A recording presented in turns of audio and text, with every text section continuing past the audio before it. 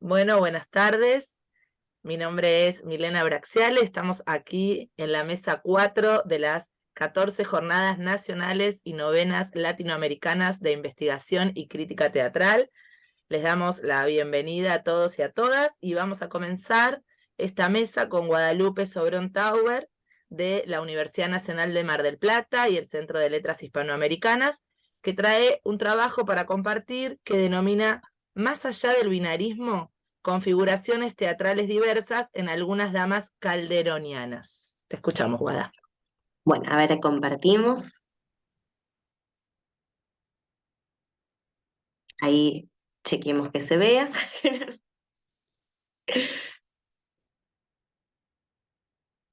Ya se ve ampliado ahí.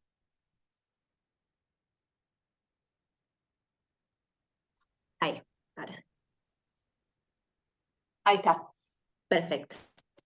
Bueno, como bien dijo Mile, ¿no? Mi trabajo empieza con una pregunta.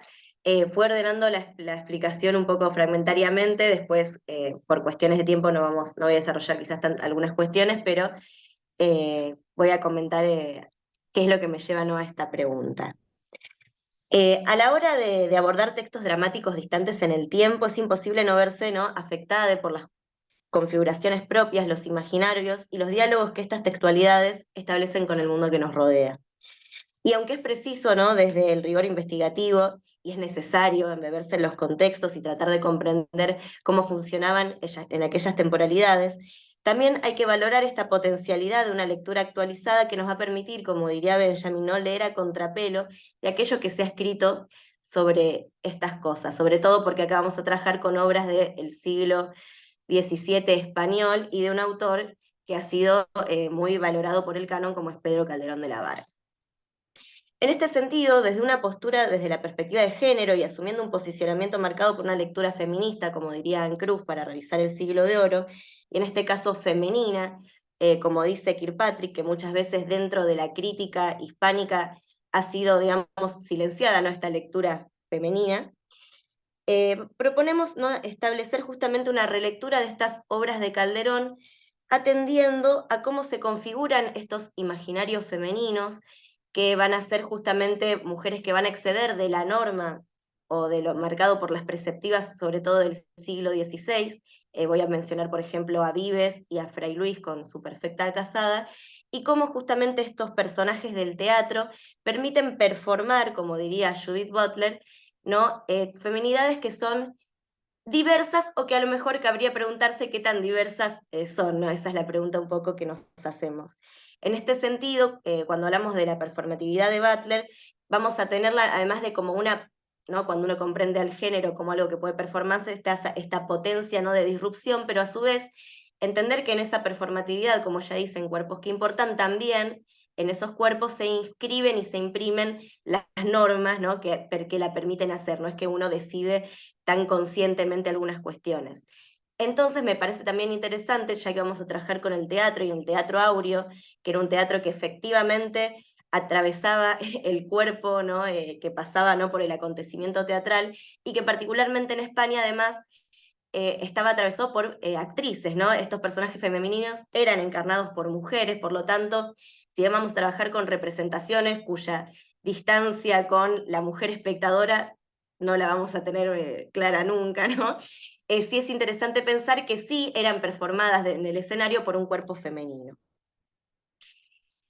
Y acá, bueno, habiendo dicho esto, vamos, ¿no?, a mencionar un poco cuál es el corpus que vamos a trabajar. Como yo no tengo mucha capacidad de síntesis y vengo trabajando mucho con el personaje calderoniano, había antes elegido 4 obras y después entré en razón y seleccioné 2. Y vamos a trabajar con 2 obras que forman parte de una producción más posterior de Calderón, luego de que él ya está ordenado y ya está muy cercano, ¿no?, al poder clerical y al poder, es ya jefe de comedias, ¿no?, en la corte, y que pertenecen dentro de este periodo donde él se dedica más al teatro mitológico y a los autos sacramentales, justamente a obras mitológicas. Y acá en esto puse, ¿no?, obras con contextos mitológicos, legendarios, históricos, porque en ambas obras se van a retomar materiales de la tradición clásica que no necesariamente son solo mitológicos. Por ejemplo, Semíramis, que es la protagonista de La hija del aire, es una reina asiria cuya existencia consta en actas, pero sobre los cuales hay muchísimos discursos legendarios, ¿no? Entonces empieza a entrar a caballo sobre esto. Pero ¿por qué remarco esta cuestión de los contextos que van a retomar las obras? Porque esencialmente, y esto lo he trabajado en otros espacios, muchas veces este corrimiento, ¿no?, del marco ficcional permite poner en discurso algunas discusiones o establecer estos roles de género quizás más amplios o problemáticos que quizás si la representación estuviera situada en la España contemporánea, ¿no? Voy a comentar brevemente de qué tratan las obras para que sepamos de qué hablamos. La hija del aire, como les comentaba, sobre todo me voy a focalizar en la segunda parte, eh, habla de Semíramis, que es una reina viuda que tomó el lugar de gobernante y que cuando comienza la obra ella ya es una líder militar consagrada, pero empieza a ser cuestionada porque tiene un hijo en edad de gobernar y ella no quiere cederle el poder, ¿no? Lo interesante el artilugio dramático es que este hijo supuestamente es igual a ella, por lo cual luego va a llevar a que ella termine trasvestida como su hijo, lo va a encerrar en una habitación y va a tomar ella el lugar de rey, va a ir a la batalla y va a morir en batalla, pero sin que sin que se descubra, mientras ella está viva, ese artilugio, por lo cual va a morir en tanto hombre, podríamos decirlo, y con una muerte honrosa, ¿no? Una muerte de guerrero, sobre todo si lo pensamos con el etos que se está recuperando en esta cuestión más épica. Por su lado, Las armas de la hermosura, que es una obra bastante posterior en Calderón, pensemos que Calderón muere en 1681, va a retomar la figura de Coroliano y el rapto de las Sibilas, que también toma, ¿no?, la fuente de Tito Livio, pero lo que va a hacer con esto es algo absolutamente distinto. Va a tomar esta figura de Coroliano que, por motivos muy diversos a los que establece la obra, es un líder romano que se termina volviendo sobre su pueblo, es desterrado, después vuelve y luego logran la mujer y la madre lo persuaden de que no mate a todos, digamos. Pero la historia de Coroliano va a ser acá tomada en realidad a través de las mujeres. El conflicto que va a llevar a que Coroliano viva todo esto es un edicto del Senado que hace que que dice que las mujeres no pueden emperifollarse, digamos, no pueden eh, caracterizarse, no pueden cuidarse, porque eso en realidad tiene que ver con la imagen pública, porque ¿por qué van a hacer eso si no deberían salir de sus casas, ¿no? Y esto va a llevar a que su mujer, la mujer de Coroliano, públicamente lo inste a que derogue el decreto y, bueno, se desencadene todo lo que luego va a pasar. En este sentido, las mujeres de estas obras, en Las armas de la hermosura además va a estar el personaje de Astrea, que es una mujer guerrera también, van a constituir lo que McKendrick y la Gresa denominan el arquetipo de mujer varonil, que es un arquetipo muy presente en el teatro del siglo de oro, vamos a decir, y que si hablamos de binarismo ya, esta categorización casi oximonórica, ¿no?, es interesante, y que dentro de las obras esto se refuerza, ¿no?, en el lenguaje teatral, a través muchas veces del vestuario y de los elementos. Bueno, de Semíramis ya comenté que va a terminar directamente vestida de hombre, pero ni bien empieza la obra, ella como mujer está portando una espada, por ejemplo, y en Las armas de la hermosura, Astrea lo mismo, si bien no va a estar trasvestida, va a estar justamente con estos elementos, como dice, como muestra ahí un poco el fragmento, propios, ¿no?, de la guerra y del ámbito de lo masculino. Y Veturia, si bien nunca va a terminar de entrar en ese espacio de lo masculino, ni bien comienza la obra donde Coroliano se va a ir a luchar, ella propone que las mujeres vayan a luchar con los hombres y ella se propone como la primera en tomar el arnés, en tomar el fresno, en agarrar un escudo y en subirse un caballo, por ejemplo.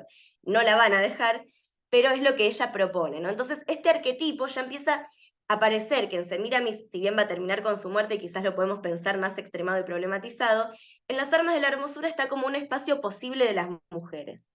En este sentido, acá lo traigo a Don Lope para, ¿no?, comentar esto de que justamente el transvestismo femenino y este arquetipo de la mujer varonil está permitido, digamos, está habilitado dentro de lo que del arte nuevo hacer comedias de Lope, ¿no?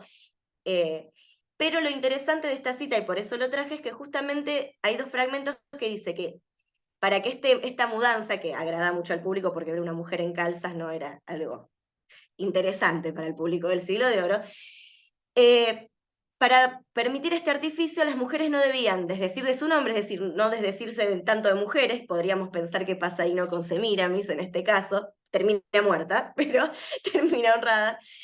Y a la vez, esto de que de una forma que pueda perdonarse. Y a mí me resuena esto del que pueda perdonarse, porque me parece que en ese que pueda perdonarse se abre el espacio a distintas estrategias para expandir aquello del mundo de lo femenino. A su vez, estas mujeres que les vengo mencionando, y no por nada también tomé justo este subgénero teatral que trabaja Calderón, son mujeres que se relacionan con el poder, y por lo tanto que se relacionan con el espacio de lo público. Volviendo a las preceptivas que les comentaba, Fray Luis, por ejemplo, establece acá como se ve, claramente que los hombres tienen el espacio de lo público y las mujeres son para el encerramiento. Cuestión que vamos a ver que absolutamente se cuestiona dentro del discurso de estos personajes femeninos, ¿no? Que insisto, son corporalizados por actrices y que operan en los tablados. Y entonces me parece interesante acá no voy a extenderme mucho, hay un montón de citas de las obras en las que podemos trabajar, en pensar dos citas, una de Beturia y una de Semíramis, en las que este movimiento de lo público y de lo privado parecen justamente entrar en interacción y ampliar y al menos problematizar esta idea binaria, ¿no?, de que el hombre es para lo público y la mujer para lo privado. La primera es la de Beturia, bueno, yo les comentaba que ella, bueno, cuando sale este edicto y su esposo vuelve de la guerra, públicamente, no en privado, públicamente, y en nombre de todas las matronas de Roma, insta a su esposo a que haga algo, ¿no?, como en su lugar de poder, y termina diciendo que si ellos no responden a lo que ellas les piden, que es no derogar este edicto, esto es lo que va a suceder. Dice, si no hacéis lo que os pedimos, observen cómo ella es representante de un grupo público, no solo de su propio deseo. El agasajo forzado, poco seguro el cariño, el favor poco constante, el desabrimiento fijo, triste y escabroso el lecho, el gusto forzado y tibio, con melindres de fineza, el halago con retiros, siempre el enojo rebelde, nunca seguro el alivio. Y cuando acuesto no baste, monstruos somos vengativos. Temed, pues, temed que el odio quizás se pase a peligro, que en manos de las mujeres también, con violentos bríos, saben herir los puñales, saben cortar los cuchillos. Y cuando no hacer sus enojos, viendo el adagio cumplido, que las mujeres somos milagros y basiliscos. Es interesante el movimiento, porque va a comenzar con este espacio de lo privado, ¿no?, que tiene que ver con el vínculo conyugal, como el primer arma de amenaza, que va a devenir, ¿no?, en esta potencia de convertirse en monstruo. Yo en otro trabajo hablé de la monstruosidad, no como algo necesariamente negativo, sino como cuando ya no alcanza una forma de entendimiento, ¿no? Entonces, ¿qué pasa? Cuando la mujer entra en este espacio de violencia, ¿no?, que como sería un asesinato o una amenaza abiertamente, entra en espacio de lo monstruoso. De hecho, a Semiramis también la refieren como un monstruo que está entre una mujer y un hombre, lo dice uno de los personajes, ¿no? Entonces vamos a ver que este movimiento de lo privado hacia lo público se da acá de esta manera.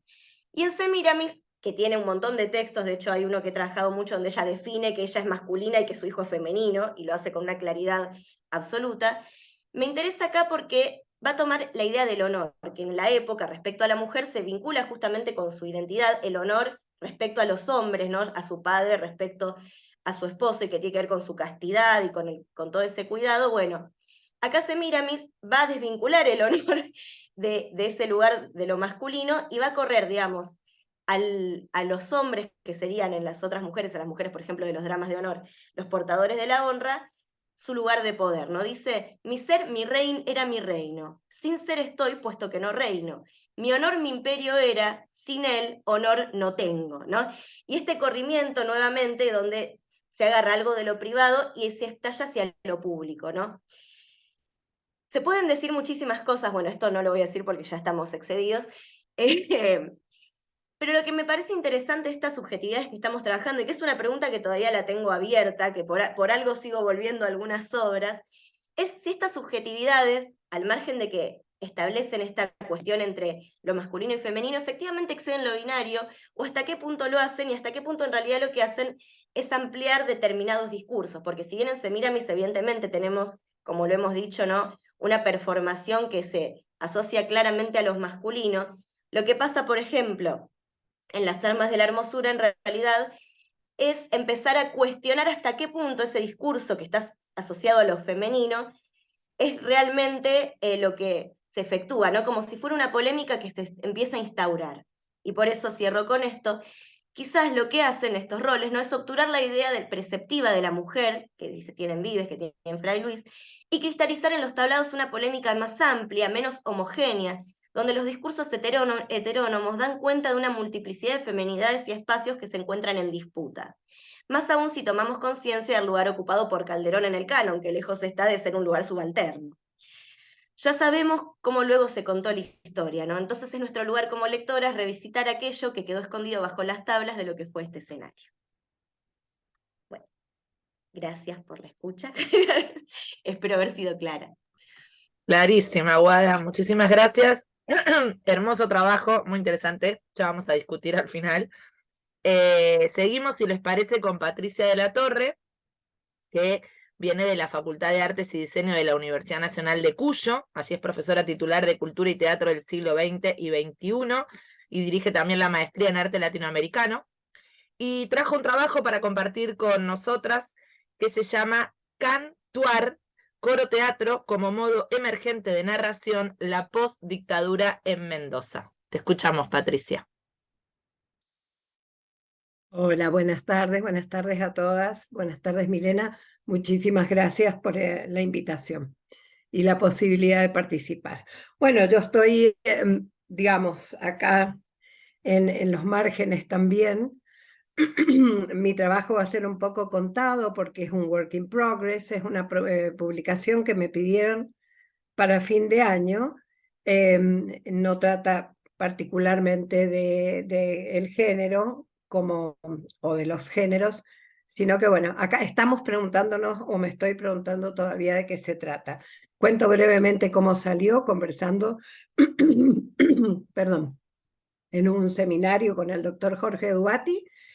Yo le comenté que no podía estar en la reunión que iban a hacer porque me iba al ensayo de mi coro, sin el cual yo no vivía. Entonces me preguntó qué pasaba, qué sé yo, y le cuento. Le digo, mira, es que hacemos coro teatro, y Jorge se queda así y me dice, ¿cómo coro teatro? Y sí, le digo, coro teatro. Les cuento de experiencia, porque vale. Entonces él me dice, pero ¿cómo? No he escuchado nunca eso. Yo sorprendí, le digo, ay, Jorge, por favor, tiene tiene 40 años esta historia.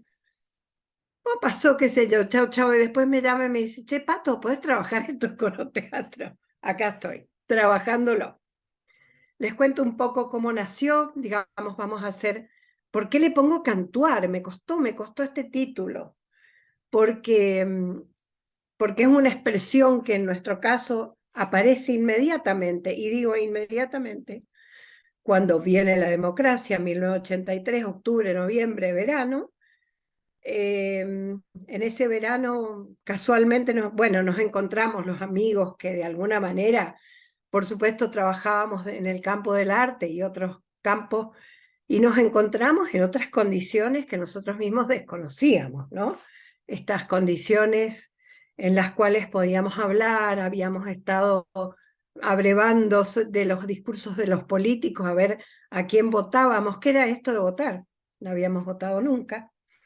Y haber atravesado la dictadura y haber salido airosos, por así decir, ¿no?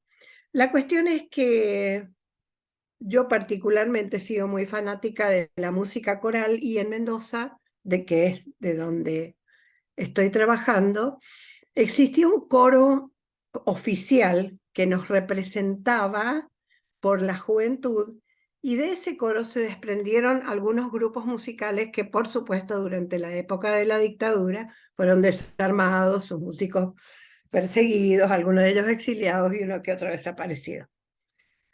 Ese era el coro universitario de Mendoza, era la voz oficial, el coro universitario de la universidad, pero sus jóvenes eran amigos, digamos, y ellos actuaban bajo los cánones clásicos. Hago esta introducción para poder meterme en este nuevo modo, en esta teatralidad, diría yo.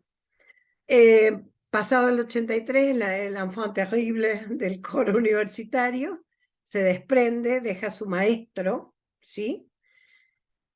Y empieza a invitar amigos que se encontraba por ahí a acompañarlo en armar un coro que le habían pedido desde una municipalidad. Obviamente todos nos enganchamos en esto estoy hablando de enero, febrero del 84, y empezamos esta locura, no sabíamos cantar profesionalmente. Yo había estudiado teatro, y la idea era, y aquí empieza mi hipótesis, ¿Qué fue de este coro que hizo que particularmente hasta el día de la fecha sigamos, no solo nosotros o los que quedamos de ese coro, sino todos los coros, por lo menos de Mendoza y de algunas partes de Cuyo, y acá me centro en la territorialidad, que sigamos con esta modalidad de cantuar? Me enanco en Cartoon, cuando dice que se teatra, hace música, y yo digo, bueno, nosotros cantuamos, porque de algún modo extraño y sin preverlo, sentíamos la necesidad de hablar, de decir, de contar, yo creo todo aquello que no habíamos podido hacer, pero no encontrábamos el modo. Si, digamos, bueno, cantemos una canción tal, ¿y qué hacemos? Y fue surgiendo en reuniones, a lo mejor un poco antes en un bache del coro, decíamos, che, acá hay un bache, sentíamos que había un bache. Yo lo percibo ahora como un intersticio que me daba la posibilidad que nos daba la posibilidad de empezar a contar aquello que no habíamos podido contar. Y la verdad que la recepción no era lo que más nos interesó al principio, pero después nos dimos cuenta que se empezaba a hacer como imprescindible esta forma. Lo dejo ahí un poco y cuento como agregado que no es ópera, no es zarzuela, no es comedia musical lo que hacía este coro. Este coro aprovechaba los intersticios o intervalos para intervenirlos, valga la redundancia, con algún hecho performativo. El que está documentado a medias, porque por supuesto también vale la aclaración de que cuando estamos trabajando con cultura popular, e inserto esta expresión dentro de la cultura popular, no hay registros, no se consiguen registros, pocos registros, a pesar de ya estar en una época un poco más atravesada por los videos y demás, no hay registros. Tenemos una que otra foto, más que todo improvisadas, con cámaras bastante precarias, pero sí, de alguna manera se revivió al cumplirse 30 años de esta expresión y así como había pasado la primera vez, pudimos poner un poco de esto, o sea, volver a cantuar, digamos, con los jóvenes de los que fueron reemplazando a los más grandes, y surtió el mismo efecto. Eso está grabado, es una grabación que todavía tengo que editar, así que se los prometo para la próxima, para cuando termine el trabajo. Bueno, les cuento brevemente y después hago como un pequeño resumen de lo que tengo hasta ahora, ¿no? Consistía en que el, teníamos la idea era, tenemos que despertar al espectador de esta solemnidad con la que se escuchaba un coro clásico, que era recíproco, el coro era solemne y el espectador era solemne. Y la cuarta pared estaba muy claramente dibujada. Entonces, o presente más que dibujada, estaba ahí aceptada. Esa sería la palabra. Entonces nosotros probamos, dijimos, che, hagamos alguna cosa que... Y el director empezó a dirigir al coro y el coro empezó a cantar sin voz. Entonces, de repente uno de los integrantes del coro se daba cuenta que no había reciprocidad. Todo esto encomillado, esto era lo performativo de la cosa. Ese integrante era yo. Y bajaba corriendo las gradas, empujando compañeros, digamos, corriéndolos, no empujándolos, y comentándole al director que había algo que nos separaba, y ahí caíamos al viejo truco de Marcel Marceau de la Pared, ¿no? Muy, muy básico, en el pantomima 1, digamos. Y el director y yo corríamos esa pared, yo volvía a mi lugar y el coro empezaba a cantar. Nunca nos imaginamos la reacción del público. Se paraban en las butacas. La verdad que nunca nos imaginamos que eso iba a suceder, pero sucedió. Es decir, este espectador leyó, desde mi punto de vista, este silencio que había entre artistas, entre el otro, probablemente, y nosotros, y que en este momento ese silencio se estaba rompiendo. Bueno, eso nos dio, obviamente, pie para seguir intentando algunas que otras cosas, pero siempre pasaba que lo más genial aparecía en un momento de tensión. Entonces, vale la pena contar esta anécdota. Nos invitaron a la Universidad de San Luis a cantar, porque bueno, estaba esta novedad, había llegado a San Luis. Y cuando llegamos a San Luis nos llegó una notificación del obispo de San Luis que teníamos prohibido cantar en el teatro que se nos había asignado. Estoy hablando del año 84-85. El obispo de San Luis daba las órdenes. Bueno, estábamos ahí en San Luis y dijimos, che, muchachos, ¿qué hacemos? No tenemos a dónde quedarnos, hemos venido, bla, bla, bla. Y bueno, vamos a ver si conseguimos trabajo. Rápidamente compramos trabajo no, alojamiento. Compramos unas cartulinas, hicimos unos carteles, irrumpimos en el comedor universitario, nos paramos en sillas cantando con los carteles pidiendo por favor que nos alojaran. Bueno, fue increíble. Otra vez, esto fue una verdadera performance. Todavía nosotros no teníamos nombre para esto, ¿no? Y fue una performance y nos dimos cuenta que esto funcionaba.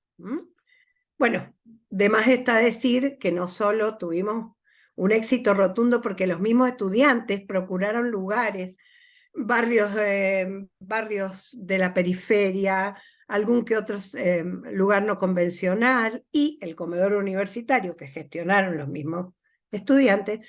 Y además perdimos nuestro director del coro porque digamos, fue tal el impacto, se jubilaba el antiguo maestro, el del coro formal, y lo que le propusieron a él, digamos, ser el coro. Todavía él está en San Luis, el profesor Ricardo Marino, y él creó la música en la facultad o la carrera de composición musical y de producción musical en la Universidad de San Luis. Digamos, estos fueron algunos resultados del coro. Mientras tanto, nosotros seguimos trabajando y ya, digamos, de alguna manera fuimos armando esta instancia. ¿Qué quiero decir con esto? Que la verdad que lo resumo acá, ¿no? ¿Qué hacíamos? Cantábamos, actuábamos. No teníamos no queríamos un entrenamiento actoral, no queríamos ser sujetados. Esto surgía en un momento antes, había cierta percepción de las audiencias y además fuimos dando cuenta que cambiaba el espectador, que venían compañeros de trabajo, que venían amigos de los compañeros de trabajo, gente que nunca había ido a un coro, pero que no iba a escuchar un coro clásico, que iba a ver algo más interesante. Repito, esto es un trabajo, no puedo dejar de pensar en Diegues y el tema del cambio social, ¿no? Que provoca esta liminalidad. Me parece que estábamos trabajando en intersticios, en estos lugares donde las cosas se escapan, en estos escenarios liminales o en esta liminalidad que de alguna manera provoca no solo un discurso de alerta, sino también este cambio social, ¿no? Y ocupando estos lugares que según la arquitectura están vacíos y listos para estos intersticios que les llamo yo, que están vacíos y listos para ser ocupados por algo, pero que dan la posibilidad, y me parece que en esa época estábamos muy alertas sobre cuáles eran los intersticios. Como para redondear el trabajo, ese modo de cantar en coros siguió siendo lo tomaron todos los coros populares y luego los clásicos. Es decir, por lo menos en la región y particularmente en la provincia de Mendoza, este modo de presentar el canto coral fue tomado y, bueno, profesionalizado. El coro, que sigue estando, el coro municipal, que gozó de toda la libertad. Esto es importante, ¿no? En tanto que la universidad de alguna manera estaba representada por este coro de jóvenes muy virtuosos, tremendamente virtuosos, pero muy sujetados. Estos otros jóvenes y otros coros, bueno, mostraban lo que quedó de la dictadura, lo bueno y lo malo. También ese coro ahora adopta este modo. Y bueno, se me ocurre que tengo que seguir trabajando. La verdad que hasta que el doctor Duarte no me lo propuso, nunca me lo había planteado. Pero estoy hablando de una expresión que está en los márgenes, y que estuvo muy en los márgenes, ahora no tanto, pero que sí ofrece un cambio. Y también presenta un cambio para los coreutas, porque yo sigo trabajando con algunos de los miembros originales en otra agrupación, que ya obviamente ustedes verán, ya va por algunos otros ambientes, que son más de la tercera edad, coros de gente adulta, y sin embargo seguimos poniendo este modo como forma de discursiva. Y bueno, vamos a ver en el teatro si le podemos dar alguna denominación, o en la música, porque está en los dos y no está en ninguno. Pero bueno, un poco como para no irme demasiado de la mesa, que está hablando acá de temas de género y de otras escrituras, también de los márgenes, hago esto y les cuento cuando termine mi trabajo que está siendo más arduo de lo que yo me imaginé, porque cuando uno se pone a teorizar, empieza a descubrir un mundo maravilloso que habitó y que desconocía. Así que bueno, muchas gracias por darme la oportunidad de empezar con esto, porque me parece una cosa muy, muy interesante. Y Bueno, muy... gracias a vos, Patricia. Muchas No, por gracias. favor, gracias. Sumamente interesante, ¿no? Estas formas de teatro liminal, diría Dugatti, para pensar y para reconstruir este mapa argentino que es tan potente y tan variado. Bueno, seguimos ahora sí con Mayra Ortiz Rodríguez, también de la Universidad Nacional de Mar del Plata y del Centro de Letras Hispanoamericanas. Mayra trabaja, es profesora adjunta en la materia española, literatura española del siglo de oro, y nos va a presentar un trabajo que se denomina Mujeres que escriben teatro en el siglo de oro español, dramatizar la disidencia. Te escuchamos, Mayra.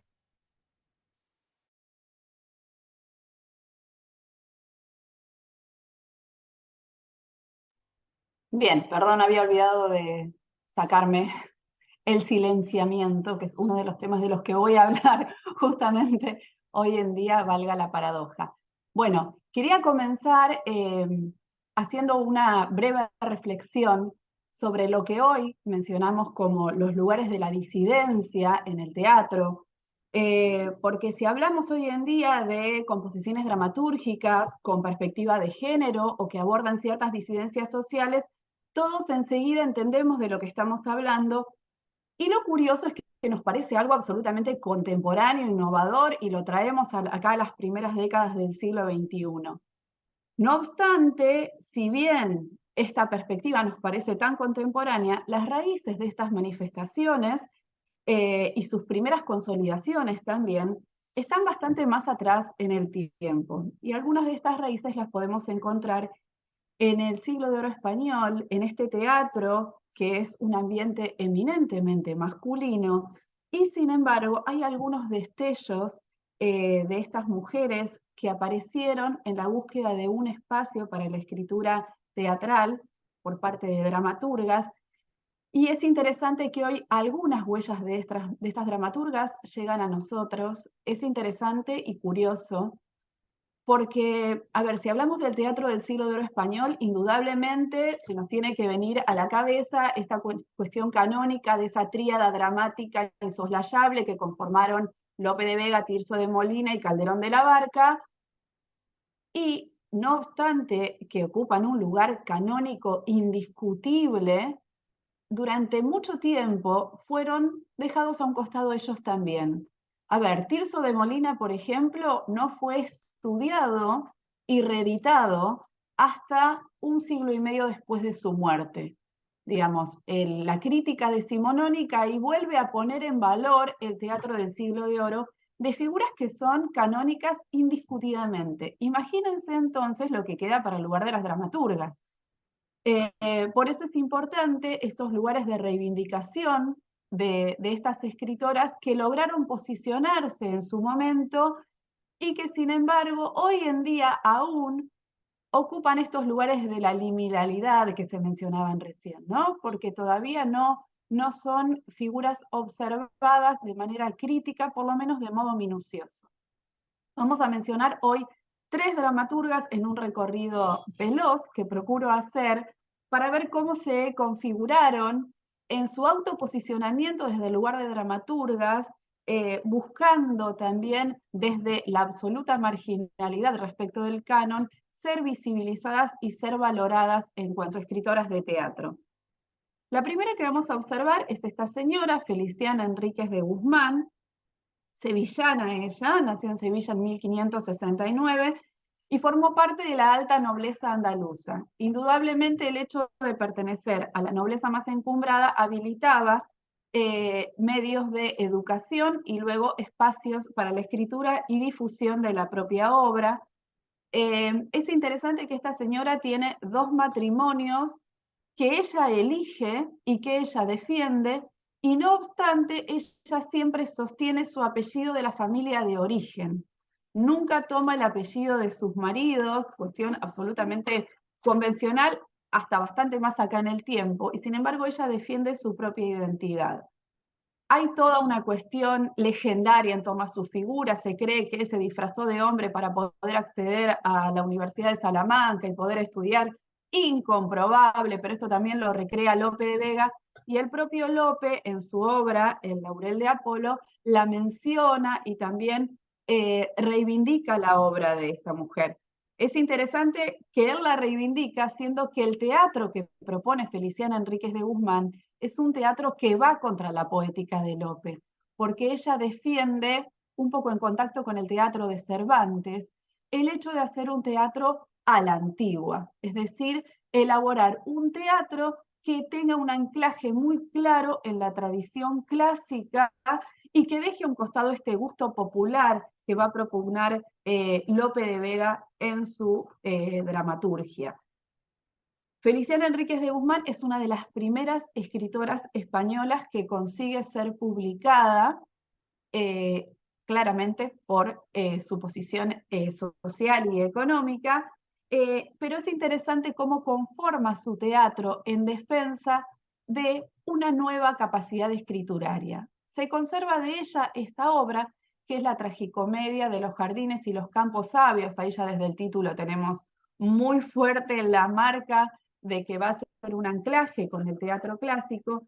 Es una obra muy extensa que si alguna vez fue puesta en escena, claramente lo ha sido al interior de un palacio y para un público muy selecto y con mucha paciencia, porque es una obra muy larga y muy compleja, con muchos entreactos, 2 partes tiene, muy extensas las partes, ahí dice primera y segunda parte, con 10 coros y 4 entreactos.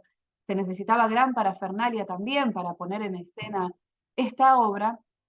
Es interesante que consigue publicarla 2 veces, y más allá de la obra en sí, lo que es muy productivo de estudiarse son sus paratextos, porque en los paratextos Feliciana Enríquez de Guzmán va a ser una verdadera defensa de su posición como dramaturga. Los paratextos también son muy elaborados. Acá traje esto solamente para que vean el grado de elaboración. Aparece un caligrama dentro de los paratextos de la segunda parte.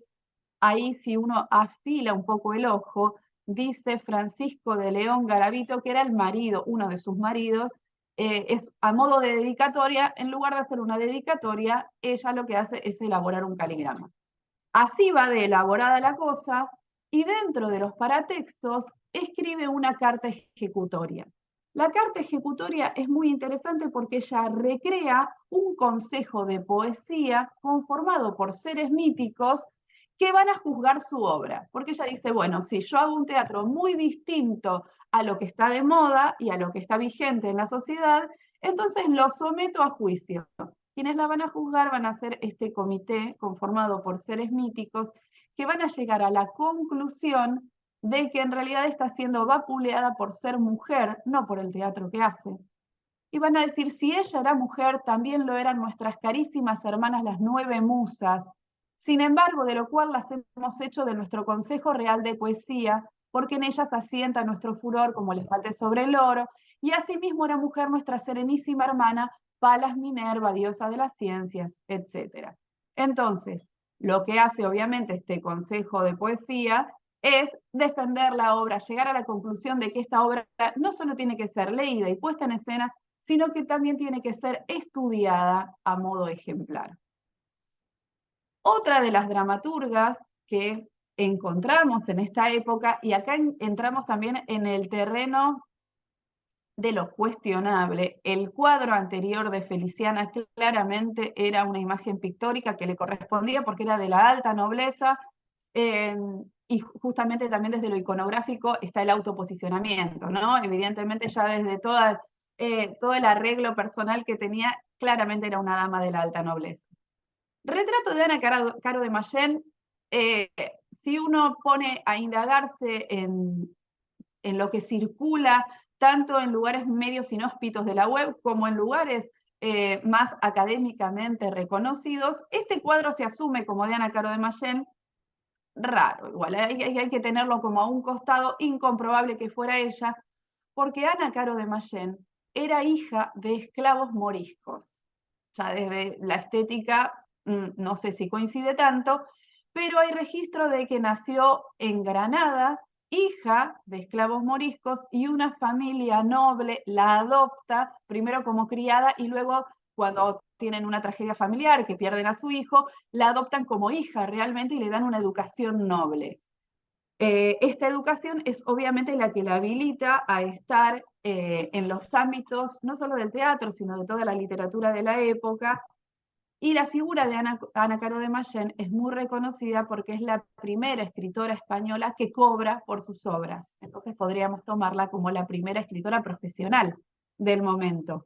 Es más reconocida por escribir relaciones sobre eventos públicos, sobre celebraciones, sobre fiestas, pero también escribió obras teatrales. Hay registros de que ganó certámenes poéticos en la época, entonces no solo cobró por sus obras, sino también cobró los premios económicos por escribir obras literarias.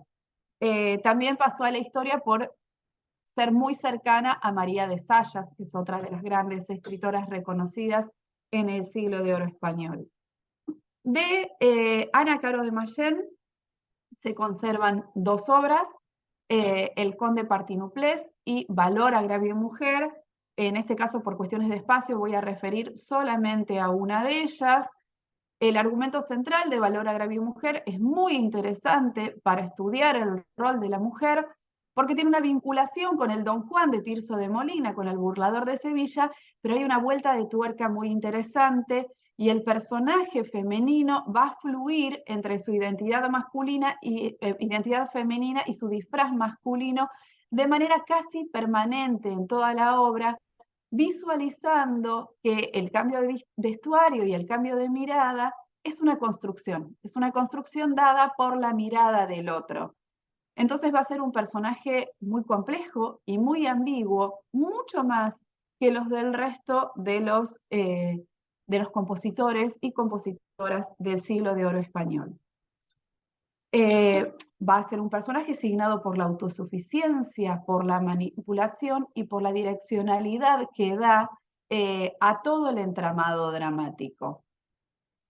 Esta voz femenina que va a oscilar entre la identidad de Leonor y de Leonardo, es interesante que va a ser una defensa de la cuestión de la osadía, del animarse, del arremeter contra los demás, y va a ser esta mujer que nunca va a quedarse callada, ¿sí? Va a decir, ahora arrojada y valiente, por mi casto honor volviendo, salí a quitarle la vida, sale a matar este personaje, y lo hiciera vive el cielo, a no verte arrepentido, que tanto puede en un pecho valor, agravio y mujer.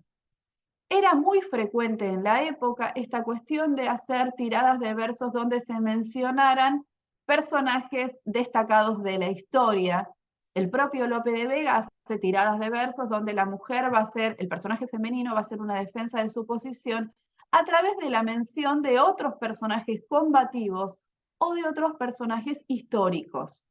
Esto lo retoma, acá aparece Leonor mencionando su lugar heroico, enlazando con figuras históricas, una de las cuales recién mencionó Guadalupe, Semíramis, también menciona otras, Zenobia, Drusila, Drasnes, Camila, pero lo que es interesante es que Ana Caro de Mayén utiliza este mismo recurso para validar la posición de la escritora, ¿sí? Hay dos criados que hablan, que esto es muy a la manera de Sor Juana, que el personaje masculino primero va a vilipendiar al personaje femenino para luego destacar. Si primero la crítica negativa para luego destacar el lugar de ese personaje femenino. Uno de los personajes le va a contar al otro que viene de Madrid, le pregunta con quién está hablando, cuáles son las novedades en Madrid, y va a decir que hay mujeres que poetizan, que eso es lo novedoso. Se asombra, le dice, válgame Dios, pues no fuera mejor coser e hilar, mujeres poetas. Y él va a decir sí, mas no es nuevo, pues están Argentaria, Safo, Areta, Blesilia y más de un millar de modernas que hoy a Italia lustre soberano dan, etc. ¿Sí? Utiliza este mismo recurso, Ana Caro de Mayén, para validar el lugar de la mujer escritora. Y va a cerrar validando este lugar dramatúrgico de la mujer, va a decir, aquí Senado discreto, valor, agravio y mujer acaban, pídeo su dueño, por mujer y por humilde, que perdonéis sus defectos. La falsa modestia tan característica del siglo de oro, acá volcado al lugar de la dramaturga mujer. Acá les traje solamente a título ilustrativo una ficha de una puesta en escena contemporánea, porque hoy en día hay todo un redescubrimiento de estas dramaturgas, y el Instituto Cervantes hizo una edición de esta obra de Valor, Agravio y Mujer. Es interesante escuchar a Luis García Montero hablar de este reposicionamiento, y hay puestas en escena contemporáneas. Esta es apenas comenzada la pandemia, apareció esta puesta en escena, y es interesante que online puede verse esta puesta en escena completa. Última mujer que vamos a abordar en este recorrido breve, que fue por orden cronológico, Leonor de la Cueva y Silva. Leonor de la Cueva fue una destacada poeta del siglo de oro, su poesía es muy valorada hoy en día, el teatro fue quedando ahí a un costadito. Ella nació en Medina del Campo, en Valladolid, hija de hidalgos, y es interesante que se conserva un manuscrito de su obra, que es La firmeza en la ausencia. La firmeza en la ausencia es una comedia palatina que transcurre en una corte legendaria. El argumento es muy simple, un rey se enamora de una de las mujeres nobles, entonces lo que hace es enviar a su marido a la guerra para poder cortejarla a él, le miente que está muerta, bueno. Lo interesante es la firmeza de la mujer, que más allá de todo lo que le ofrece este monarca, ella se mantiene firme en el amor a su marido, aún sin saber si sigue vivo o no. Esta estrategia de la mención de largas tiradas de versos, donde se refiere a mujeres históricas o a mujeres combativas, también la resemantiza Leonor de la Cueva, porque aparece defendiendo su firmeza a través de la mención de una serie de mujeres, y ahí aparecen Artemisa, Julia, Ania Romana, Pantea, Lecostene, Porcia, Hiaria, Isicratea y Valeria. Bueno, no vamos a hacer inextenso la referencia a quiénes fueron, pero hay una cruza de elementos míticos con sujetos históricos, y las mujeres históricas referidas se caracterizan por haberse mantenido firmes en sus convicciones y llegar hasta la muerte. Muchas de ellas son mujeres suicidas que terminaron muriendo por sostener sus valores y sus ideales. Bien, este recorrido entonces por estas obras de tan diverso cariz y de subgénero dramático, porque tenemos ahí la tragicomedia de anclaje clásico que abordamos en primer lugar, la otra comedia de enredo en contrapunto, nada más ni nada menos que con la única individualización del teatro español del siglo de oro, que es con el Don Juan de Tirso de Molina, y tenemos aquí una comedia palatina.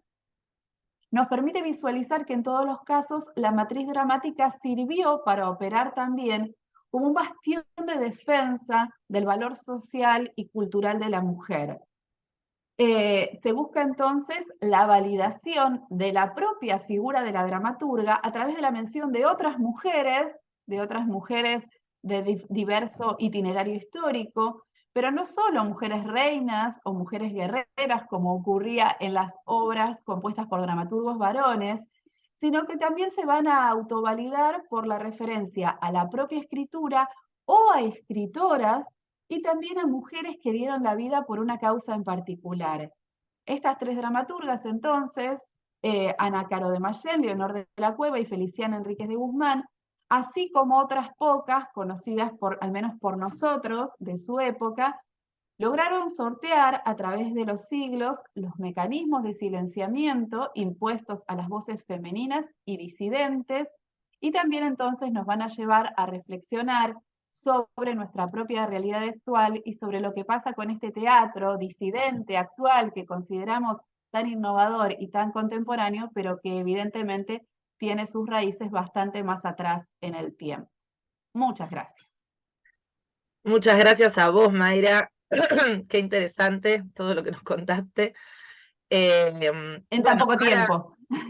Impresionante, después lo charlamos un poquito. El último trabajo es el mío, también vengo de la Universidad Nacional de Mar del Plata y lo denominé Ilustres Desconocidas, dramaturgas argentinas de principios del siglo XX. Voy a leer, porque yo soy así, la más aburrida. Empiezo diciendo que el 13 de enero de 1838, Juan Bautista Alberdi escribía en La Moda, y cito: «El solo destino de la mujer es una colocación, las más veces buscada por sus padres, un casamiento mercenario, una venta de la hija a quien más tenga, al que se halle en mejor aptitud de dar ricas joyas por ese amor que nunca debe ni puede comprarse. Y ellos mismos, llenos de júbilo, las entregan a una prostitución legal, ligando su destino a hombres que si no detestan, no aman». El teatro ha dado cuenta innumerables veces de esta situación padecida por las mujeres. En el caso puntual argentino, desde A Río Revuelto, Ganancia de Pescadores, de Juan Cruz Varela, que en pleno siglo XIX parecía conectarse con la polémica obra de Moratín, El sí de las niñas, hasta el clásico de Gregorio de la Ferrer, que en los albores del siglo XX, 1908 para ser más exacta, estrenaba Las de Barranco, donde desde el grotesco tragicómico una viuda en apuros utilizaba a su hija como señuelo erótico para la subsistencia económica. Carmen, la hija en cuestión, huye hacia el final de la pieza con quien verdaderamente ama, por lo que toma las riendas de su destino, cosa que no ocurría en la obra de Varela, donde la mujer sin voz ni voto era capturada por el criado pícaro, aprovechando el revuelo suscitado en la escena. Este trabajo se encausa con una investigación previa que pretendió sacar el velo sobre una serie de dramaturgas argentinas del siglo XIX, proponiendo no solo nombrarlas, sino leerlas, para advertir que allí se ponían en juego aspectos vinculados a la construcción de la subjetividad femenina en la territorialidad y temporalidad propia de su contexto de producción. El teatro daba cuenta de polémicas sociales en las que la mujer debatía acerca de su rol.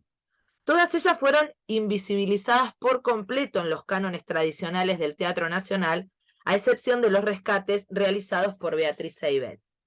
Algo similar ocurre a principios del siglo XX. Al margen de las ya más reconocidas y estudiadas Salvadora Medina Honrubia o Alfonsina Storni, quienes también tardaron bastante en ingresar al canon, a comienzos del siglo XX puede identificarse una fuerte presencia de mujeres que escriben y estrenan teatro, tanto en Buenos Aires como en Rosario o en Mar del Plata.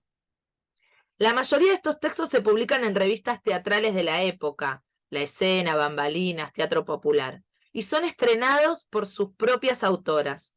Sin embargo, son piezas que han pasado completamente al olvido, suponemos que por un doble prejuicio de género y calidad.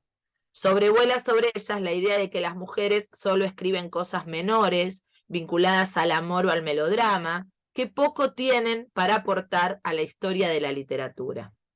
En esta oportunidad, por cuestiones de extensión, voy a detenerme en una de las tantas obras estrenadas por mujeres en aquella época. Me refiero a La Salvación, de Alcira Olivé, que se puso en escena en el Teatro Olimpo de Rosario en 1923 y que fue publicada en la misma ciudad por la Casa del Libro en 1924. Estamos en pleno auge de la vanguardia argentina, pero también de las olas feministas que con evidencia movilizan las conciencias de las mujeres y las conducen a pensar su lugar en el mundo. El teatro, como no puede ser de otra manera, no se queda al margen. Las mujeres, que al decir de Griselda Gambaro siempre estuvieron sentadas en las rodillas de un ventrílocuo para decir así son, se arrojan de esas rodillas y escriben su teatro, un teatro propio, en el que efectivamente puedan sentirse representadas. No está de más recordar que con la modernidad y como resultado de las luchas por las reformas laborales que favorecen las demandas de las organizaciones feministas, se suscitan una serie de cambios de orden político y social. Entre 1902 y 1920 se consolidan una serie de instituciones que promueven la incursión de la mujer en el espacio público. Para citar algunos, el Consejo Nacional de Mujeres, la Biblioteca del Consejo de Mujeres de la Argentina, el Centro de Universitarias Argentinas, el Centro Feminista, la Unión Feminista Nacional, el Centro Juana Manuela Gorriti, la Asociación Pro Derecho de la Mujer y la revista Nuestra Causa, y el Partido Feminista Nacional fundado por Julieta Lanteri. Recordemos también que hasta el 12 de agosto de 1926, que se sanciona la ley 11.357, por medio de la cual la mujer adquiere los mismos derechos civiles que los de un hombre mayor de edad, regía el Código Civil Vélez Arfiel, sancionado durante el gobierno de Sarmiento, en el que se establecía que la mujer tenía menos derechos que un niño menor de edad. No podía disponer de sus bienes y requería para todo acto del aval masculino, es decir, de un padre o de un esposo. Recién a partir de 1926, la mujer recibe el derecho a la patria potestad de sus hijos y el derecho de trabajo aunque esté casada. No obstante, como es sabido, el derecho de voto recién sería ratificado en 1946. Estos datos, que pueden resultar anecdóticos, son sin embargo trascendentes para entender y dimensionar el teatro escrito por mujeres, porque es precisamente allí donde encuentran un espacio para dirimir la construcción de su subjetividad, para expresar sus opiniones y poner en tela de juicio las presiones en torno al rol que la sociedad les impone. Muchas veces aparecen mencionadas como chiches, muñecas de bazar o muñecas de lujo, título de una pieza teatral precisamente de Lola Pita Martínez de 1919. La mujer objeto encuentra como salida, en muchas oportunidades, únicamente el suicidio. Con una propuesta enmarcada en los parámetros del teatro moderno, la obra de la rosarina Alcira Olivé no experimenta ni resulta disruptiva desde lo formal. La Salvación es una comedia en 3 actos que en principio parece liviana, con diálogos muy ágiles y entretenidos, pero que resulta hacia el centro de la fábula de una densidad pasmosa, porque la hija acusa a su madre de esclavizarla para que toda su familia se salve económicamente. La protagonista, Cristina, no solo debe rechazar a quien ama para casarse con quien no desea, sino que además debe aplacar sus intereses artísticos por la incomprensión y celos de su marido. Se denuncia así el corsé simbólico impuesto a la mujer, a quien se destina exclusivamente a las tareas domésticas. Su tío Jaime, de aficiones artísticas, es el único que la comprende y le lleva libros a escondidas, libros que cuando son descubiertos por su marido son destrozados. A su vez, Cristina está siempre en la boca de la tormenta por sus conductas inadecuadas, siempre rozando la inmoralidad. Entre otras cosas, acepta manifestaciones masculinas estando casada, por lo que su castidad se pone en duda. Hay aquí contenida toda una disquisición acerca del deseo femenino que debe ser reprimido y castigado. Si hay algo que la mujer no puede hacer, es desear. El personaje va cobrando densidad y logra expresar lo que siente sin titubeos. Ya en el primer acto, el marido coarta sus aficiones artísticas. Y leo una cita. Dice Cristina: el maestro dice que es él el discípulo. Asegura que soy todo un fenómeno musical. Ahora me solicitan para dar un concierto en Montevideo. Un concierto yo sola.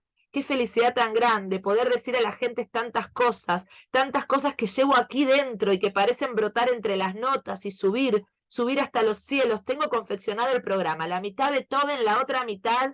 Y Tomás la interrumpe. No quiero que te dediques al sonsonete ese, ya te lo he dicho.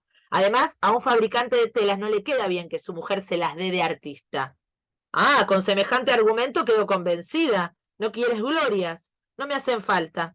Disculpa, me lo había olvidado. Te aseguro que cuando me hablaron de dar un concierto en Montevideo, pasaron por mi cabeza el confuso tropel, Bach, Schumann, Scarlatti, Wagner. Francamente, no me permitieron recordar tu fábrica de tejidos. Te pido nuevamente 1000 perdones. Qué lástima. Lo siento por Beethoven. Siempre fue tan desdichado el pobrecito, y la desgracia lo persigue todavía. Yo que pensaba poner toda mi alma para hacer llegar al público las maravillas de su arte.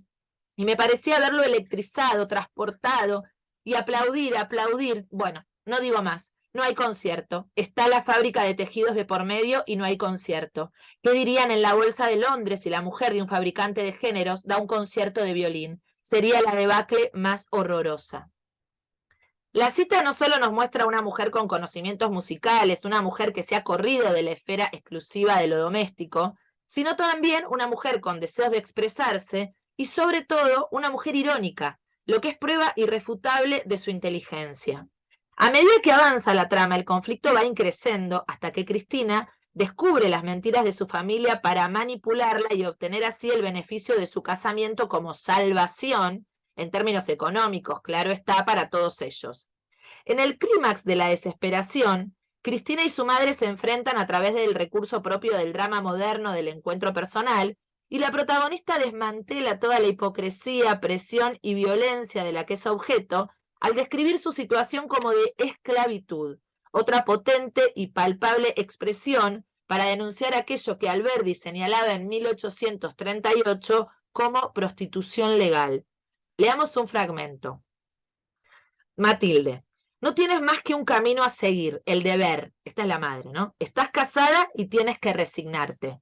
Sí, pues debo resignarme. Y eso me lo dices tú, mamá. Tú, que has vivido enteramente feliz, sin sacrificios, que formaste tu hogar a tu entera satisfacción. Tú opinas que yo debo resignarme. Se explica. Al que está satisfecho porque ha comido bien, le resulta tan natural que el hambriento se resigne.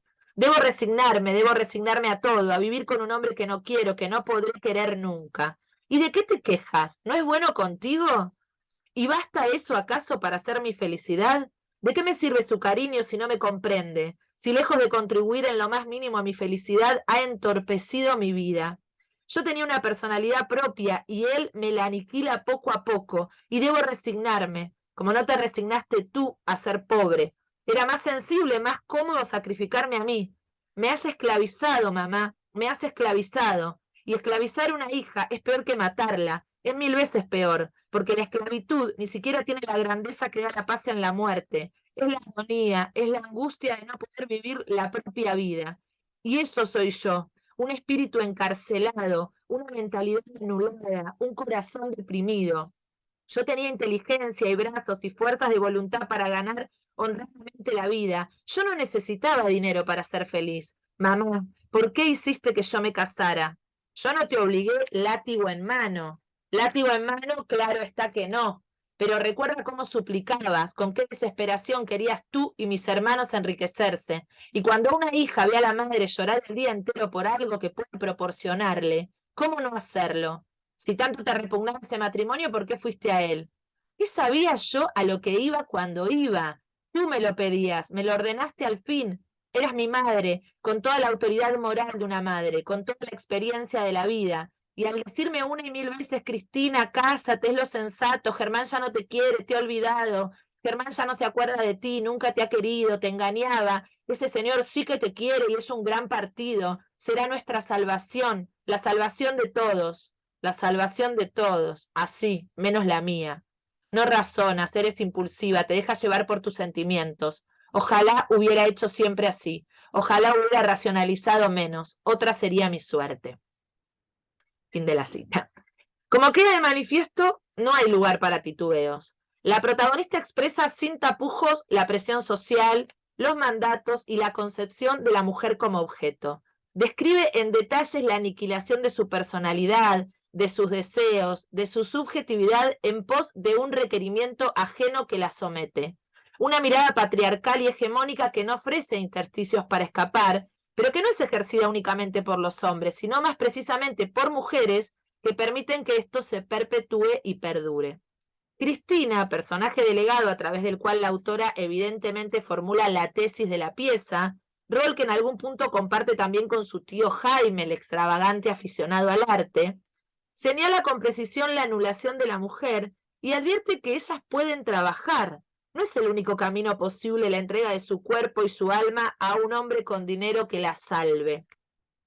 La obra incluye fragmentos de reflexiones profundas acerca de las contradicciones de la vida y un intento de fuga frustrado que desencadena finalmente en el suicidio de la protagonista. No me parece un dato menor, aunque tenga mucho de melodrama, porque la escena final de suicidio de la mujer se repite en varias de las obras teatrales escritas por mujeres.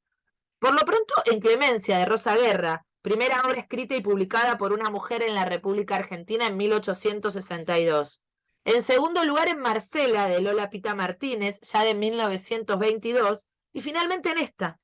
La idea de la cárcel y la imposibilidad de escapar de esos barrotes opresores es lo suficientemente fuerte como para no hallar otra salida más que la muerte. Hay ahí un acto de rebeldía, una única posibilidad de acción para la mujer. Suicidarse es su acto liberador. El teatro escrito por mujeres no solo habla de estos aspectos, porque las mujeres pueden hablar de muchas otras cosas. Sin embargo, cuando nos tomamos el trabajo de desempolvarlo y leerlo, de conocerlo e investigarlo, advertimos que en él confluyen una serie de problemáticas distintivas que reflejan las preocupaciones de la época, que polemizan en forma explícita con la doxa del momento y resultan, por tanto, obras incómodas y molestas. Algo así como cuando Borges describía la voz de Alfonsina Storni como chillona. No es casualidad que estos textos hayan pasado completamente inadvertidos. Son textos que gritan, que escupen, que sacuden. Son textos que explícitamente debaten acerca de la posibilidad de acción de las mujeres, presentadas como sujetos deseantes, capaces de construir su propia subjetividad. Frente a una mirada que las encasilla en lo doméstico y las supedita al rol de objeto para satisfacer el deseo masculino, desde muy temprano, aunque no se lo sepa, las mujeres saltaron de las rodillas del ventrílocuo para escribir un teatro propio en el que se sientan representadas y para decir así somos, y no que siempre otros digan así son. En términos de Foucault, estos textos se configuran como manifestaciones de microlucha y resistencia, dinámica intrínseca a toda relación de poder, en los que se visibiliza, como bien señala Nora Domínguez a partir de otros textos escritos por mujeres, la reconfiguración compleja de dimensiones como el deseo, la intimidad, la imaginación, poniendo como eje central el problema del sujeto, en este caso la mujer, y su identidad, pero sin dejar de lado su articulación con la política, la biopolítica, la corporalidad o las colocaciones institucionales de una escritura o un proyecto intelectual. Muchas gracias. Bueno, muy bien. Estamos muy bien de tiempo. Nos falta Patricia, que creo que tenía un compromiso y se tuvo que ir, así que nos va a quedar ahí sin poder comentar su trabajo. No sé si quieren comentar algo. Ay, yo recién pensaba, Mile, cuando hablabas, ¿sabés qué se me vino a la cabeza con la obra? Lorca. Pero me parece interesante porque esta cuestión del suicidio, el deseo, la palabra resígnate, ¿viste? Se me vino Sherman, en realidad desde ahí. Pero digo que son obras posteriores, españolas y canonizadas por el Lorca también, ¿no? Autor masculino, podríamos pensar, pero que me parece interesante como, sobre todo la trilogía rural, no sé, como que se me apareció, ¿viste? Cuando Sí, en realidad, a mí lo que me parece muy lindo esto que dice Gambaro, ¿no? Que es muy Sí, posterior. totalmente. Pero en realidad, ella dice, muchas veces nos representaron muy bien. Yo no voy a decir que Ibsen no es una maravilla, ¿no? Incluso hasta con una sensibilidad muy peculiar. Pero, a mí la pregunta es, ¿qué decían las mujeres de sí mismas? Porque siempre estaba Totalmente. esto, ¿no? Sí, pero yo pienso cómo esta cuestión de la legitimidad, de cómo a lo mejor son tópicos, temas, figuraciones, discursos que parecieran afines, pero cuando están en voz de un lugar de poder o voz de otro Totalmente. lugar de poder quedan ¿no? Como parecen más amenazantes, quizás, pienso Totalmente. también. Además, la cantidad de mujeres que hay ahí a principios del siglo XX, yo no las nombré, pero son un montón. Hay un montón Después de te pido revistas las obras, teatrales en la pásame. época. Las obras se estrenan. Es como, viste, como que abrís la caja de Pandora y aparece todo eso. Lo mismo que bueno, lo que estaba contando Mayra, que para mí es una cosa que yo no tenía ni la más pálida idea y me parece súper interesante. La verdad que aprendí un montón en esta mesa. Me encantó. Em, pero bueno, muy loco, ¿no? Porque es como que de golpe estamos como... y el tema estaba en boga desde un principio, por eso yo mencioné esa cita de Alberdi, que después, que se llamaba Al bello sexo, ¿no? Pero en algún momento Alberdi dice también como que son las mujeres las que tienen que tomar las riendas de su vida, cosa que yo también discuto porque, bueno, no es tan fácil tomar las riendas de tu vida No. cuando vos no podés trabajar, no podés estudiar, no tenés las Sí, sí, mismas cuando la posibilidades que sociedad el se compone hombre. por un montón de otros agentes sociales, no por la mitad. Exacto. Pero digo, ahí decía esto de la prostitución legal, y es un tópico, como vos decís, que se repite, ¿no? Está en Lorca, está en La Ferrer, está en El sí de las niñas, digo, me gusta lo de Alberdi porque la frase es como bastante fuerte, ¿no? Llamarlo Contundente, sí. prostitución legal es como fuerte. Y después cuando uno empieza a leer estos textos, a mí me pasó primero con Clemencia y después con todas las demás, yo no me imaginé que iba a encontrar esto, ¿no? Entonces, eso es lo que para mí es súper llamativo. Y después poder pensar esto, cómo el teatro también nos permite estudiar la historia, porque es ahí el espacio, más allá de que sea ficción, lógicamente, pero donde ellas encuentran esa posibilidad de expresión que en otro lado quizás no tienen. Y además es un género menos trabajado, por eso me pareció tan interesante todo lo que ustedes trabajaron, porque sí se ha hablado mucho de periodismo, yo hablo puntualmente del caso argentino, que es el que más conozco, ¿no? Pero de periodismo escrito por mujeres, se ha estudiado mucho la narrativa, digo, de un tiempo a esta parte se están haciendo esos estudios, pero el teatro siempre queda como relegado y uno tiende a pensar que no existió, que no hubo mujeres que escribieran teatro, ¿no?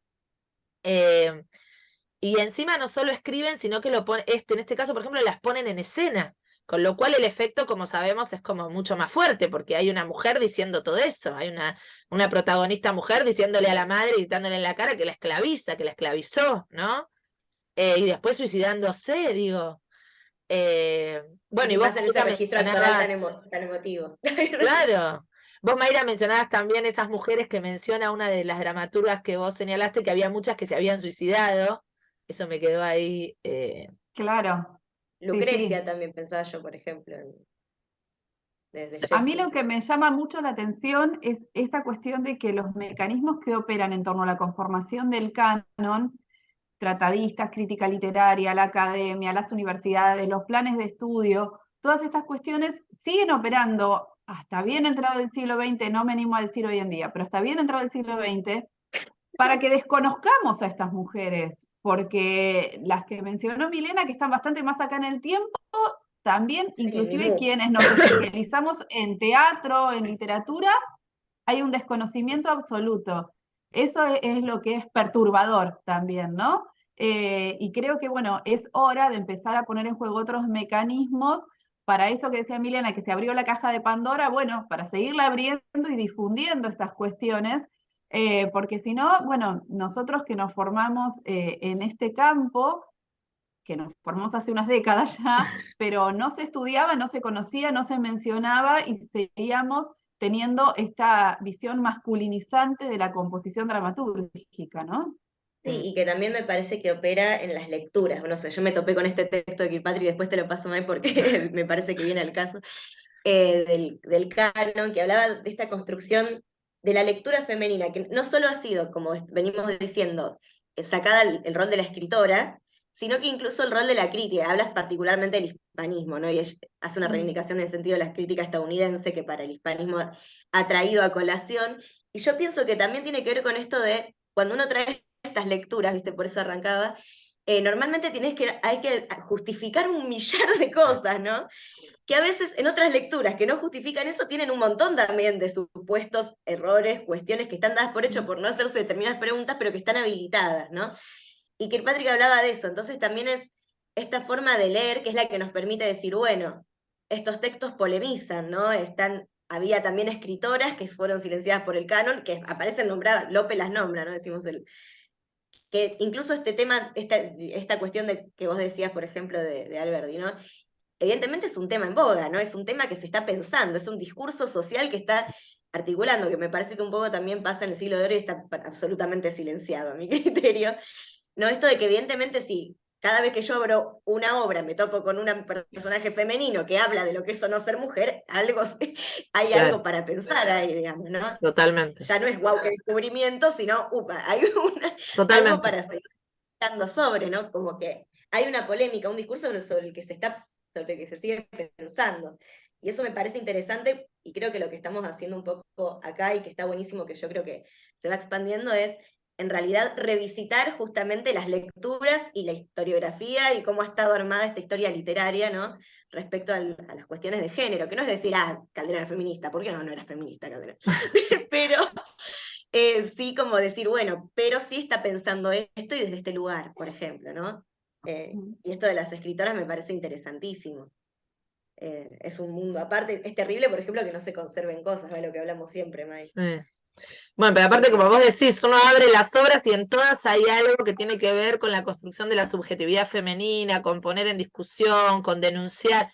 Entonces, tal cual, uno no puede decir esto no tiene nada que ver con la realidad, porque como sabemos, el teatro está enraizado y se escribe en función de la territorialidad y de la temporalidad que se vive. Hay cosas que se filtran más allá de la ficción, ¿no? Uno no va a hacer una lectura lineal, pero ¿qué es coincidencia? Es muy raro, ¿no? Y también, como dice Guada, esto de que a mí me gusta mucho lo de la voz chillona de Alfonsina, que decía Borges, porque es eso, ¿viste? Alfonsina tenía una voz así medio como aguda y era muy intensa, pero lo chillón es esto como que estas siempre están hablando de lo mismo. Son esas molestias Claro. que están siempre... Ahora, cuando lo dice Lorca, que lo dice hermoso, no lo vamos a discutir, o lo dice Ibsen, o lo dice La Ferrer, parece que está bien, ¿no? Y acá en este caso...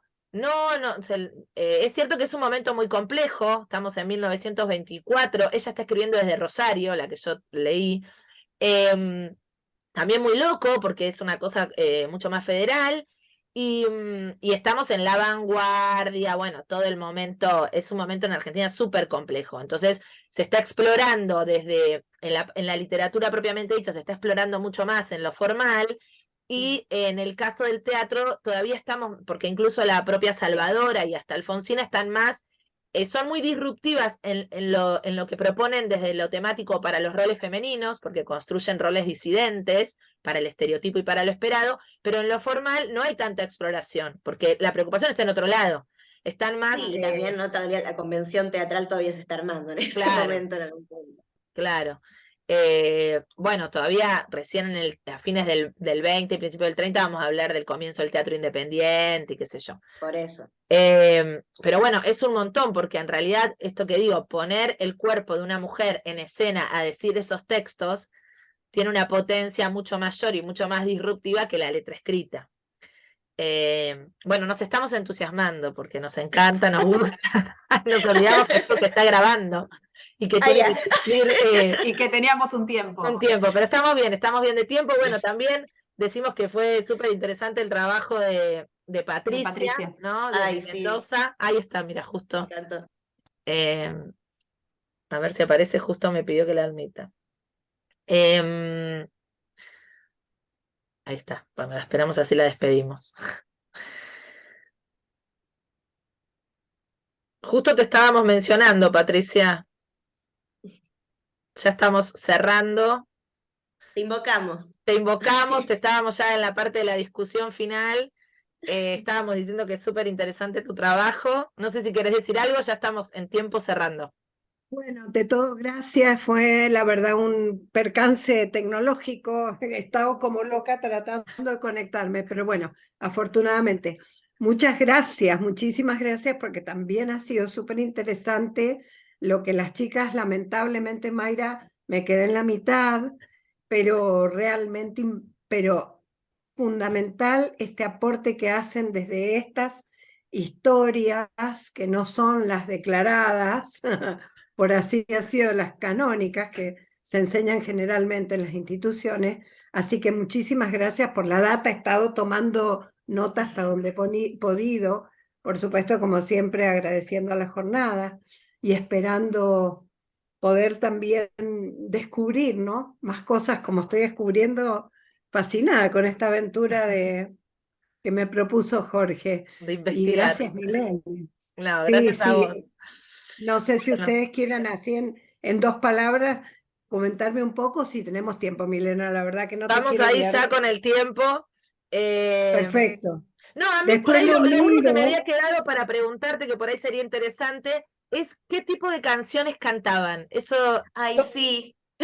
Totalmente, totalmente. Mira, todas populares, por Mm. supuesto, todo temas populares, desde el rock, Serrat, Silvio Rodríguez, o sea que Ah, también el contenido era Claro. rupturista, por así decir. Sí, sí, sí. Siempre dentro de lo que es la cultura popular. Sigue bien, estando bien. ahí en ese lugar, sí.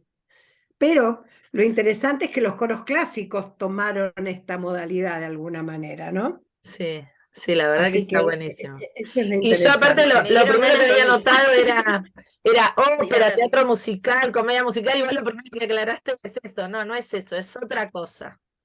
Nada que ver. Ustedes O cantaban, sea, sí, y porque en un momento escuché que dijiste como en los intersticios hacíamos como la performance, ¿no eran las dos cosas juntas?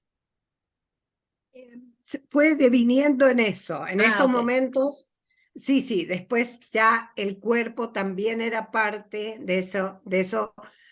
No tanto lo que decía la canción, por eso hago la aclaración, sino de la atmósfera que claro. queríamos presentar a través de esos temas en todo caso. Todos tienen que ver con esta censura y con Claro, estas el producciones que disciplinamiento del cuerpo que empieza como a decir, ah, acá está, la voz sale porque hay un cuerpo, pues si no, no Claro. saldría. tal cual, tal cual. Así Bueno. es. Yes. Bueno, hermoso. Bueno, por supuesto vamos a poder leer después todos los trabajos completos en las actas, así que los invitamos y las invitamos a seguir participando de estas jornadas, mitad presencial, mitad virtual, una mesa hermosa donde aprendí un montón, así que les agradezco muchísimo su presencia y seguimos compartiendo estas jornadas en los 15 años de AINCRIT. Muchas Gracias. gracias. Gracias. Un gusto. Chao, chicas. Hasta